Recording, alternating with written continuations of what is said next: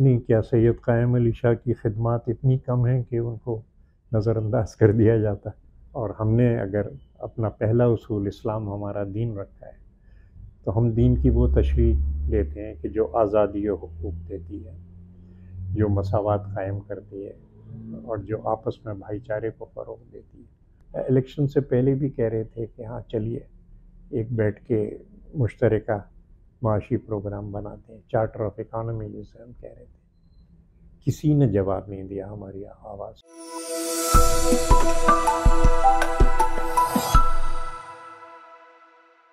بسم اللہ الرحمن الرحیم۔ بی نیوز کے لیے کراچی سے میں ہوں وقاص خان، اور میرے ساتھ آج پیپلز پارٹی کے سینئر رہنما سینیٹر تاج حیدر صاحب موجود ہیں۔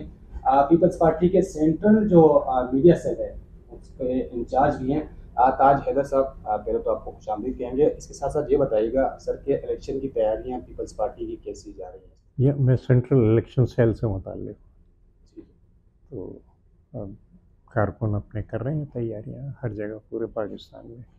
251 سیٹوں پہ ہم الیکشن لڑ رہے ہیں 266 میں سے، تو سب سے زیادہ جو امیدوار ہیں وہ ہماری پارٹی کے ہیں۔ پھر بلاول بھٹو صاحب چیئرمین ملک کے کونے کونے میں پہنچ رہے ہیں۔ بی بی آصفہ کو شاباش ہے کہ وہ بالکل جیسے چھوٹے سے چھوٹے علاقے میں گاؤں تک میں وہ جا رہی ہیں، اور جہاں یہ بہن بھائی نہیں جا پا رہے ہیں وہاں صدر آصف علی زرداری صاحب وہ خود جا رہے ہیں اور وہاں جلسوں کو۔ بات یہی ہے کہ جو ہمارا 10 نکاتی پروگرام ہے اس کو عوام تک پہنچانا ہے، اور لوگوں کو بتانا ہے کہ ہمارے پاس حل موجود ہے ان کے مسائل کا، اور وہ حل دینا ہے، اور کس طرح سے ہم کریں گے وہ ہمیں بتانا ہے۔ اور پھر اس پروگرام کی تکمیل کے لیے عوام کا ساتھ تعاون ان کی درخواست کی جا رہی ہے کہ بھئی ہم اور آپ مل کے اس پروگرام کو مکمل کریں، اور یہ جو نفرت و تقسیم کی سیاست ہے ایک دوسرے کو برا بھلا کرنے کی کہنے کی، اس کو ختم کریں، دفن کریں ہمیشہ کے لیے، اور جو معاشی بحالی کا اور غریبوں کے حالات بہتر کرنے کا پروگرام ہے اس کو روبہ عمل لائیں۔ اللہ کامیاب کرے۔ اچھا تاج حیدر صاحب یہ بتائیے گا کہ آپ نے تو کئی الیکشن دیکھے ہوں گے اور مہمات دیکھی ہوں گی سیاسی، تو اس بار کیا نیا دیکھ رہے ہیں آپ؟ جو مہم آپ لوگ چلا رہے ہیں تو کیا لگ رہا ہے آپ کو کہ بلاول اور آصفہ دونوں مل کر کوئی نئی تاریخ رقم کرنے جا رہے ہیں؟ دیکھیے ہم تو ہمیشہ اس طریقے سے چلاتے رہے، اس دفعہ یہ ہمارے نوجوان لیڈر ہیں تو یہ اس کو آگے بڑھاتے رہیں۔ ہم الیکشن انتخابی مہم کے علاوہ بھی عوام سے ہمارا بڑا قریبی رابطہ رہا ہے، اور ہم ان کے بیچ میں گئے ہیں، اور یہ سلسلہ چلتا رہا ہے۔ لیکن مجھے حیرت دوسری جماعتوں پہ ہے کہ وہ چلا ہی نہیں رہے اپنی انتخابی مہم۔ آخر عوام سے کٹ کے اور عوام سے دور رہ کے کیا سیاست کی جا سکتی ہے، یا کیا انتخابی مہم چلائی جا سکتی ہے؟ یہ ایک بہت بڑا سوال آج کی انتخابی مہم پہ اٹھ رہا ہے۔ سر یہ تو آپ نے ایک بات کر دی، لیکن ایک سیاسی جماعت ہے پاکستان تحریک انصاف، وہ تو کچھ چلا ہی نہیں پا رہے، تو اس عمل کو اب سیاسی ایک عمل شروع ہو چکا ہے، کیا سب کو برابر کا موقع نہیں ملنا چاہیے؟ جی بالکل ملنا چاہیے، اور جو جن کے خلاف الزامات ہیں ان کے خلاف قانونی کارروائی ہو رہی ہے، اور لیکن جو اس میں شامل نہیں ہیں، جن کے اوپر براہ راست الزامات نہیں ہیں، ان کو آزادی ہونی چاہیے۔ اور ہم نے بارہا یہ کہا ہے کہ جو سیاسی کارکن ہیں جن کے خلاف اس قسم کے الزامات نہیں ہیں، ان پہ کسی قسم کی رکاوٹ ان کے راستے میں نہیں ہونی چاہیے۔ اچھا تاج حیدر صاحب، ہم نے یہ دیکھا کہ لیاری میں پیپلز پارٹی کی مرکزی قیادت اس بار نہیں، حالانکہ لیاری اب بھی بہت محبت کرنے والے لوگ موجود ہیں، لیاری میں پیپلز پارٹی پر جان نچھاور کرنے والے لوگ موجود ہیں، لیکن اس بار کیا وجہ ہے؟ کیونکہ کچھ چہمگوئیاں تھیں، کچھ لوگ کہتے تھے کہ نبیل گبول نے پریشرائز کیا کہ میں لڑوں گا، کچھ لوگ کہتے ہیں کہ شکور شاد کی ڈر کی وجہ سے بلاول کو نہیں اتارا گیا، تو اصل میں معاملہ ہے کیا؟ لوگ یہ جاننا چاہ رہے ہیں۔ مجھے پتہ نہیں شکور شاد لڑنے ہیں الیکشن یا نہیں لڑنے ہیں، یا وہ آزاد امیدوار ہے لیاری سے۔ پتہ نہیں، وہ ویسے تو انہوں نے پچھلی دفعہ جو غلطی کی تھی اس سے وہ اس پر ان کو افسوس تھا، لیکن بہرحال اگر وہ ہیں تو اچھی بات ہے۔ اصل میں اس وقت پنجاب جو ہے اس کی اہمیت ہے، اور بلاول بھٹو صاحب جو ہیں وہ لاہور سے الیکشن لڑ رہے ہیں، تو یہاں سے تو آپ کسی کو بھی الیکشن لڑا سکتے تھے، کئی امیدوار یہاں سے ہمیں مل سکتے تھے اور وہ سب کے سب الیکشن جیتنے کی پوزیشن میں ہیں۔ تو اس میں نبیل ہمارے پرانے دوست ہیں، پرانے اس علاقے سے لڑتے رہے ہیں، تو ان کو ٹکٹ مل گیا۔ بہرحال جو بھی قیادت فیصلہ کرتی ہے، تو تمام کارکن آپ دیکھ رہے ہیں کہ ڈسٹرکٹ ساؤتھ کے صدر ان کے انتخابی مہم میں، جو کہ خود بھی امیدوار تھے، لیکن انتخابی مہم میں بھرپور حصہ لے رہے ہیں۔ اور ظاہر ہے تھوڑی بہت شکایتیں ٹکٹ دینے کے وقت ہوتی ہیں، لیکن پھر سب متحد ہو کے اور آگے بڑھتے ہیں، کیونکہ ایک ڈسپلنڈ پارٹی ہے اور پارٹی ڈسپلن کا لوگ خیال رکھتے ہیں۔ اچھا سر، ڈسپلن پارٹی ہے اور سینئر جیسے سید قائم علی شاہ صاحب ہیں، بہت سینئر سیاستدان ہیں، لیکن وہ صوبائی پہ لڑ رہے ہیں، ان کی بیٹی جو ہے وہ قومی اسمبلی کی نشست پر لڑ رہی ہیں، تو پیپلز پارٹی کا ٹکٹ تقسیم کرنے کا کیا طریقہ کار کیا ہے؟ یہ نہیں، کیا سید قائم علی شاہ کی خدمات اتنی کم ہیں کہ ان کو نظر انداز کر دیا جاتا ہے؟ میں یہی سمجھنا چاہ رہا ہوں، لوگ بھی سمجھنا چاہ رہے ہیں کہ اتنے سینئر سیاستدان اگر پروونشل لڑ رہے ہیں تو پیپلز پارٹی کے فارمولہ کیا ہے ٹکٹ تقسیم کرنے کا؟ دیکھیے، میری عمر بھی 82 سال ہو گئی ہے، لیکن جو قائم علی شاہ صاحب کا تجربہ ہے اور جہاں کہیں دشواری ہوتی ہے اس کو جو حل کرنے کی ان کی صلاحیت ہے وہ بے مثال ہے۔ میں نے ان کی کابینہ میں کام کیا ہے، اور میں اس وقت جنرل سیکرٹری سندھ کا تھا، تو میں اکتا جاتا تھا کہ یہ کیا بغیر بات کی بحث ہو رہی ہے، اور یہ کہ کارروائی کی جائے۔ قائم علی شاہ صاحب تھکتے نہیں تھے، اور وہ پیار محبت سے سمجھا بجھا کے سب کو اپنے ساتھ لاتے تھے، اور ان کا دور ایک طویل دور رہا چیف منسٹری کا، اور ان کی سب کو ساتھ لانے کی جو صلاحیت ہے وہ دوسری بہت کم لوگوں میں یہ صلاحیت ہے، اور میرے خیال سے ہمیں اس سے فائدہ اٹھانا چاہیے۔ بی بی نفیسہ شاہ بہت بہت کام کر رہی ہیں، انہوں نے ناظمہ کی حیثیت سے اتنا کام کیا، پھر آکسفورڈ سے انہوں نے پی ایچ ڈی کیا، ہمیشہ پارٹی کے ساتھ کھڑی رہیں، اور ہمیں یہ نوجوان لوگ نیشنل اسمبلی کے اندر چاہیے۔ تو بی بی نفیسہ شاہ میرے خیال سے ایک بہت اچھا انتخاب ہے جس پہ کسی کو اعتراض نہیں ہے۔ اچھا سر، یہ بتائیے گا کہ اگر آپ پہلے تو یہ بتائیں کیا سمجھ رہے ہیں کہ پیپلز پارٹی قومی سطح پر بڑی جماعت بننے جا رہی ہے، یا وہی پچھلی بار کی طرح سیٹوں کا معاملہ ہوگا؟ نہیں، پیپلز پارٹی ہمیشہ سے قومی سطح پہ بہت بڑی جماعت ہے، اور ہمارا پروگرام جو ہے وہ نیچے کے لیول پہ اپنے غریبوں کے لیے جو پروگرام ہے وہ غریبوں سے دل سے لگاتے ہیں، اور بہت سی کوششیں کی گئیں پیپلز پارٹی کو روکنے کے لیے، اور صوبہ پنجاب کی آج سے نہیں بلکہ آپ سمجھیں کہ بھگت سنگھ کے زمانے سے، بھگت سنگھ شہید کے زمانے سے ایک یہ طریقہ کار صوبہ پنجاب میں آزمایا جاتا رہا ہے کہ جب بھی ترقی پسند طاقتیں پنجاب کی آگے بڑھتی ہیں تو مذہبی انتہا پسندی کا کارڈ کھیلا جاتا ہے، اور ترقی پسند طاقتوں کو اس طریقے سے دبایا جاتا ہے۔ یہ بھگت سنگھ کی میں نے بات کی، پھر انڈین نیشنل آرمی وہ بھی پنجابی سے اٹھی، پھر یہ ہماری جو غدر پارٹی تھی جس نے کہ آزادی کے لیے سارے دنیا میں اپنے مہم چلائی، پنجاب سے اٹھی۔ شہید ذوالفقار علی بھٹو کو پنجاب نے بھرپور الیکٹ کیا، لیکن وہی ہوتا ہے کہ مذہبی نفرت کو بڑھایا جاتا ہے، اور پنجاب کی ٹریجڈی یہ رہی ہے، اور میں سمجھتا ہوں کہ ملک کی آزادی کی قیمت پنجاب نے ادا کی، کیونکہ مذہبی نفرت کو اتنا ابھار دیا گیا کہ مطلب کمیونسٹ پارٹی آف انڈیا اور سکھ وہ سب پاکستان کی حمایت کر رہے تھے، اور یہ ترقی پسند طاقتیں تھیں۔ پنجاب میں جو 1946 کے اندر ریفرینڈم ہوا اور الیکشن لڑا گیا، اس میں جو مینیفیسٹو تھا وہ کامریڈ لطیفی کا لکھا ہوا تھا، جو کمیونسٹ پارٹی کی سینٹرل کمیٹی کے ممبر تھے. لیکن پھر مذہبی نفرت کو اتنا بھڑکایا گیا کہ بارڈر کے دونوں طرف پنجاب خون میں نہا گیا. اللہ کا شکر ہے کہ دیگر صوبوں میں، سندھ میں یا دوسری جگہ اتنا وہ نہیں ہوا، لیکن پنجاب میں بہت بڑی خون ریزی ہوئی. اور یہ ایک ایسا وقت تھا کہ جب دنیا بدل رہی تھی. چین میں کمیونسٹ ریولوشن آ رہا تھا، جو یورپ تھا وہ جنگ سے نکل کے اور یہ سمجھ رہا تھا کہ اب مرکزیت عوام کی فلاح و بہبود کو دینی ہے، اور یورپ متحد ہو رہا تھا، جو کہ اس وقت یورپین یونین کی شکل میں ہے. مشرق بعید کے اندر انڈونیشیا اور دوسری جو تھیں وہ استعمار کے چنگل سے نکل رہی تھیں، اور عوام کی بھلائی کے لیے جو پارٹیاں پروگرام لے کے آگے چل رہی تھیں.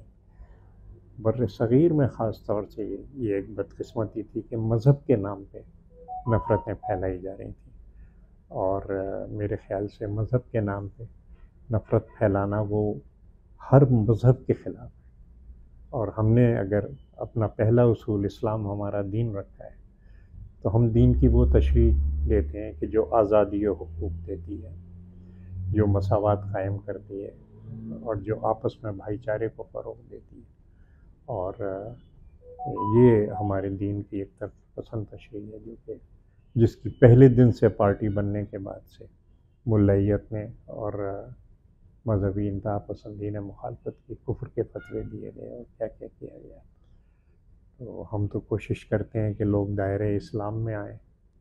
وہ جو تشریح ہے وہ لوگوں کو دائرۂ اسلام سے نکالتی ہے کہ نہیں ٹھیک ہے یہ کلمہ پڑھ رہے ہیں، نماز پڑھ رہے ہیں، لیکن یہ مسلمان. اچھا تاج صاحب، آپ نے ایک یعنی پیپلز پارٹی کا یہ منشور ہے کہ 300 یونٹ فری بجلی، جی. تو یہ کیا محض سیاسی نعرہ ہی ہے یا اس کے لیے کوئی آپ لوگوں نے پلاننگ کی ہوئی ہے؟ کیسے ممکن ہو پائے گا؟ نہیں، یہ وہ ہے جو ہم کر رہے ہیں. یعنی اسلام کوٹ تحصیل میں 100 یونٹ تو ہم فری اس وقت بھی دے رہے ہیں، 2 سال سے ہم دے رہے ہیں. اور ہر چند کے جو 3600 میگا واٹ، اور تھوڑے دن میں وہ 4500 میگا واٹ تک وہاں گنجائش پہنچ جائے گی. وہ ساری کی ساری بجلی وہ نیشنل گریڈ میں جا رہی ہے، اور پنجاب میں جو بجلی کی کمی ہے اس کو پوری کر رہی ہے.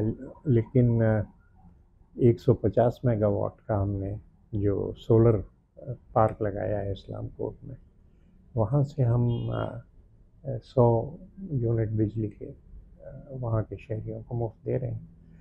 تو بڑی بات یہ ہے کہ اگر آپ بجلی کی پیداواری لاگت کم کرتے ہیں، یعنی تھر میں کوئلے سے جو ہم اس وقت بجلی بنا رہے ہیں اس کی پیداواری لاگت اوسطاً کوئی 3.5 روپے فی یونٹ آ رہی ہے. اگر 3.5 روپے فی یونٹ بجلی آتی ہے اور اس کو مہنگے داموں فروخت کیا جاتا ہے، تو اتنا مارجن بچ جاتا ہے بڑے آرام سے کہ آپ جو غریب ترین گھرانے ہیں ان کو 300 یونٹ آپ مفت میں دے دیں.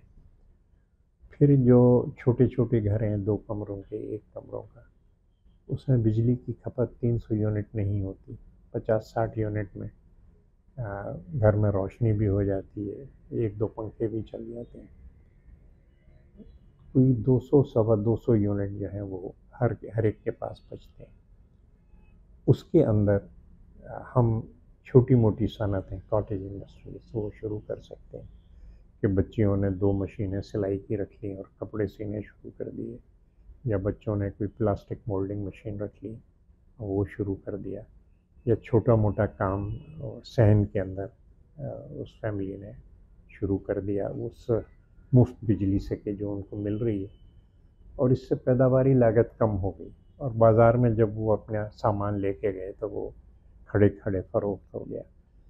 تو نہ صرف ایک ریلیف دینا ہے غریب ترین جو ہمارے گھر ہیں ان کو، بلکہ ان کو ایک آمدنی کا ذریعہ بھی ان کے لیے کہ ہاں پورا. اب یہ کہ ہر چھوٹے گھر کو ورک شاپ میں بدلا جا سکتا ہے اگر آپ فری بجلی دے رہے ہیں. تو ہمارے اس میں مقاصد جو ہیں وہ دور رس مقاصد ہیں کہ ہم کس طریقے سے اس کو عوام کی فلاح و بہبود کے لیے خرچ کر سکتے ہیں. صرف ریلیف دینا مقصد نہیں.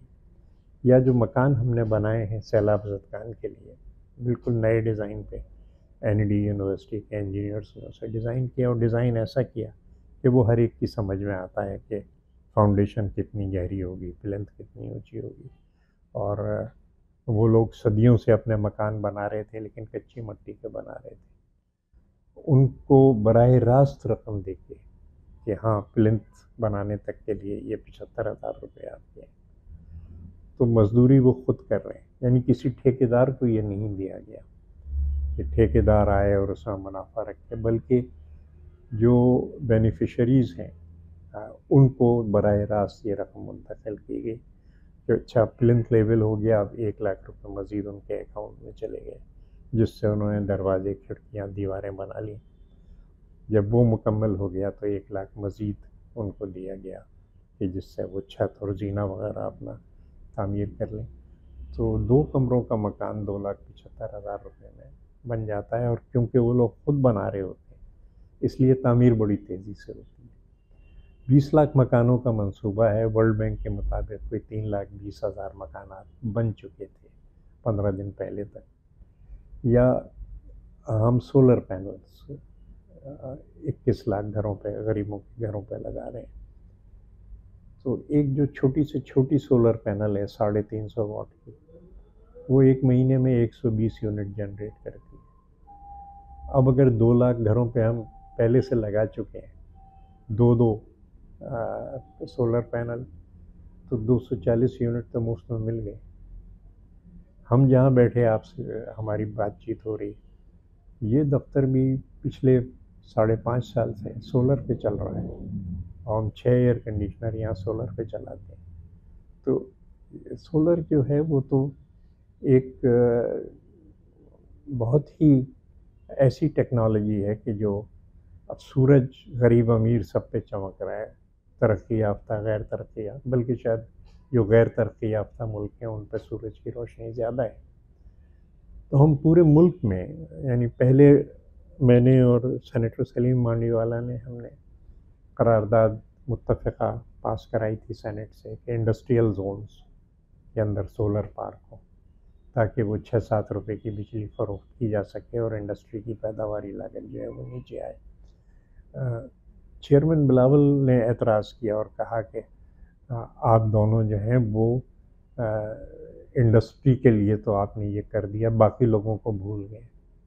تو اس لیے انہوں نے 10 نکات کے اندر ہر ضلع میں سولر پارک جو ہے، اور وہ ہر ضلع میں اگر سولر پارک ہے تو پھر کوئی ایسا مسئلہ نہیں ہے کہ اس ضلع کے جو غریب ترین افراد ہیں ان کو 300 یونٹ دیے جا سکیں. لاسٹ سوال میں آپ سے یہ کروں گا تاجر صاحب، اگر سچویشن یہ بنتی ہے کہ 2 جماعتیں مل کر حکومت بنائیں گی تو پیپلز پارٹی کا رجحان کس طرف ہوگا؟ پی ایم ایل این کے ساتھ بیٹھیں گے یا پی ٹی آئی کے جو آزاد امیدوار ہیں ان کے ساتھ بارگین کیا جائے گا یا ان کے ساتھ بیٹھ کر حکومت تشکیل دی جائے گی؟ دیکھیے، جو اس وقت بڑے مسائل ہیں بے روزگاری کے، مہنگائی کے اور غربت کا جو جال جس میں پاکستان پھنسا ہوا ہے، پھر ماحولیاتی تبدیلی ہے، اس کے بعد دہشت گردی ہے. ملک پہ قرضوں کا اتنا بوجھ ہو گیا ہے کہ نہ صرف مزید قرضے نہیں لیے جا سکتے بلکہ ان قرضوں کو جلد از جلد ہمیں واپس کرنا ہے.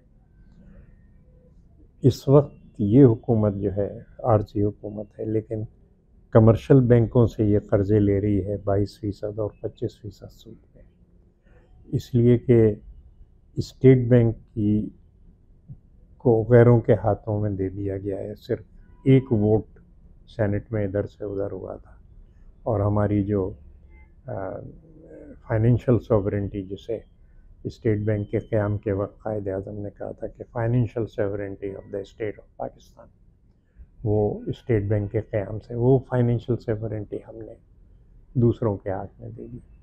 اب وہ طے کرتے ہیں کہ یہاں کیا ریٹ آف انٹرسٹ ہوگا. 22%، 25% پہ نہ انڈسٹری چلتی ہے، نہ ٹریڈ چلتا ہے، نہ حکومت قرضہ لے سکتی ہے. تو اس ایکٹ کو پھر سے ریویو کرنا ہے اور شرح سود کو نیچے لانا ہے. یہ کرنے کے بعد پھر یہ سوچا جائے گا کہ ہاں کون سی جماعت ایسی ہے کہ جو ہمارے ساتھ اس پروگرام پہ آنا چاہتی ہے؟